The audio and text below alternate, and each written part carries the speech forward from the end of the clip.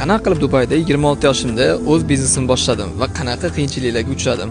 Dubaydagi bizneslarga kirib eng birinchi sezgan narsam raqobat juda ham kuchli ekan. Mahsulotimni ishonib topshirish uchun kerakli insonni topish juda ham qiyin bo'ldi. Kerakli insonlarni qayerdan topdingiz desanglar, mana O'zbekistonda Islom agentstvam bor va Dubayda ham mijozlarimiz bor. Aynan shu mijozlarimiz orqali, tanishlar orqali topdik. Agar tanishlaringiz bo'lmasa, sizni aldab qo'yishi hech gap emas ekan.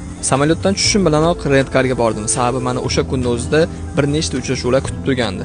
Agar vaqtingizni tejashni istasangiz, ayniqsa muhim uchrashuvlaringiz bo'lsa, albatta mashina olishni maslahat beraman. Sababi yo'llar juda ham uzun.